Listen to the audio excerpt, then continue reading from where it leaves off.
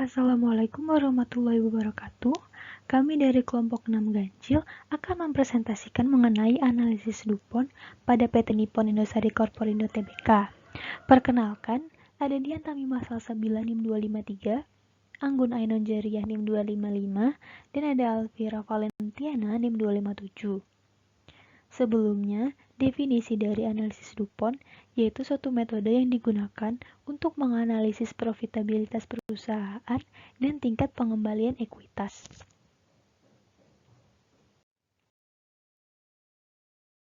Selanjutnya, di sini ada bagan analisis DuPont dari PT Nippon Indosari Corporindo Tbk pada tahun 2018. Di sini ada pengembalian aset operasi bersih atau RNOA yang didapat dari perkalian antara margin NOPAT dan NOA. Pada bagian kiri, margin NOPAT didapat dari pembagian antara NOPAT dibagi dengan penjualan. Sedangkan NOPAT sendiri didapat dari pengurangan antara penjualan dan biaya-biaya. Kemudian biaya sendiri didapat dari penjumlahan antara harga pokok penjualan yaitu sebesar 1.274.332.759. Kemudian ditambah dengan beban penjualan sebesar 1.353.753.543. Kemudian ditambah dengan beban umum dan administrasi sebesar 377.678.002 rupiah. Kemudian ditambah dengan beban keuangan sebesar 82.233.618. Kemudian ditambah dengan beban pajak sebesar 59.764.888. Yang kemudian menghasilkan biaya yaitu sebesar 2.863.330. Kemudian penjualan sebesar 2.766.545.866 yang kemudian dikurangi dengan biaya tadi yang kemudian menghasilkan NOPAT sebesar 765.682.536. Kemudian dibagi dengan penjualan dan menghasilkan margin NOPAT sebesar 0,28. Kemudian beralih pada sisi kanan yaitu ada NOA yang didapat dari pembagian antara penjualan dibagi dengan rata-rata NOA. Kemudian rata-rata NOA sendiri didapat dari penjumlahan antara modal kerja operasi bersih ditambah dengan aset operasi bersih jangka panjang. Modal kerja operasi bersih sendiri didapat dari adanya penjumlahan kas dan setara kas ditambah dengan investasi, ditambah dengan piutang usaha, ditambah dengan piutang lain-lain, ditambah dengan persediaan, ditambah dengan uang muka, ditambah beban dibayar di muka, ditambah pajak dibayar di muka, kemudian dikurangi dengan aset lancar lainnya, yaitu dikurangi dengan utang usaha, kemudian dikurangi utang lainnya, dikurangi akrual, dan dikurangi utang pajak.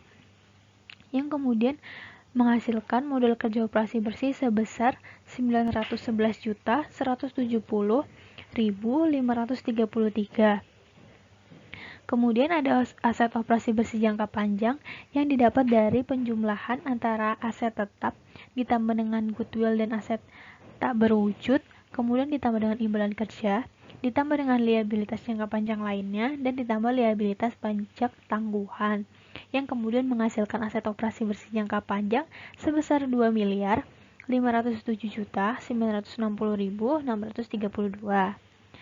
Kemudian modal kerja operasi bersih tadi ditambah dengan aset operasi bersih jangka panjang yang kemudian menghasilkan rata-rata NOA sebesar 3.419.131.165 yang kemudian penjualan dibagi dengan rata NOA yang kemudian menghasilkan NOA sebesar 0,81.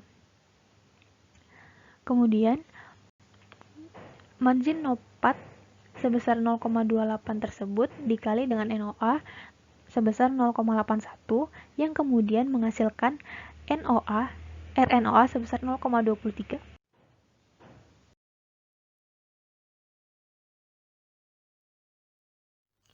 Berikut ini analisis DuPont pada PT Nippon Indosari Corporate, yaitu pada tahun 2019 didapati penjumlahan RNOA.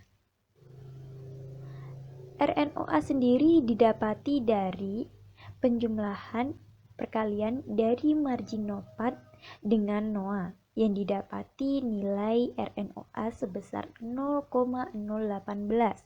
Di sebelah kiri terdapat margin NOPAT, yaitu adalah margin yang didapati dari pembagian NOPAT dan penjualan, yaitu margin NOPAT mendapat nilai sebesar 0,03. NOPAT sendiri didapat dari pengurangan penjualan dengan biaya, sedangkan pada biaya didapati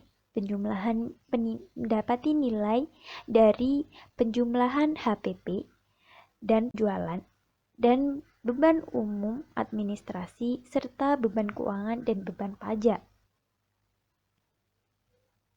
Sedangkan pada bagian kanan terdapat nilai NOA sebesar 0,63. Jumlah tersebut didapati dari pembagian penjualan dan rata-rata NOA. Rata-rata NOA sendiri didapat dari penjumlahan aset operasional bersih dengan modal kerja operasional bersih. Aset operasional bersih didapat dari penjumlahan aset tetap, goodwill, dan aset tak berwujud serta imbalan kerja dan liabilitas lainnya serta liabilitas pajak tangguhan. Sedangkan pada modal kerja operasional bersih dapat nilai dari penjumlahan kas dan serta aset, investasi, piutang, usaha, piutang lainnya, persediaan, uang muka, beban yang dibayar di muka, pajak dibayar di muka, utang usaha, utang lainnya, akrual, dan serta utang pajak. Jadi penjumlahan tersebut akhirnya mendapati nilai RNOA tersebut. Berikut ini adalah informasi yang didapati dari perhitungan yang telah dilakukan, yaitu adalah perhitungan yang telah dilakukan sebelumnya didapati informasi mengenai RNOA pada tahun 2019 dan 2018. Informasi yang didapat dari perhitungan tersebut yaitu nilai RNOA mengalami penurunan, yaitu sebesar 0,212. Penurunan tersebut menunjukkan bahwa dalam pengelolaan aset-aset yang dimiliki tidak dapat menghasilkan keuntungan yang maksimal. Hal tersebut disebabkan karena meningkatnya biaya-biaya yang dikeluarkan dalam melakukan produksi. Meskipun penjualan pada tahun 2019 lebih tinggi dari 2018, hal tersebut tetap tidak dapat membantu meningkatkan nilai RNOA pada tahun 2019. Yang selanjutnya ada solusi. Solusi untuk mengatasi adanya penurunan RNOA yaitu perusahaan perlu melakukan pengoptimalan sumber daya yang dimiliki perusahaan, terlebih aset perusahaan seperti tenaga kerja, mesin-mesin maupun peralatan pabrik. Serta pengelolaan pendanaan dan hutang harus dikurangi karena akan menimbulkan beban bunga yang besar. Dan yang terakhir ada kesimpulan. Jadi, semakin rendah ROI yang dihasilkan, maka semakin rendah pula perkembangan PT Nippon Indosari dalam mengelola aset yang dimilikinya.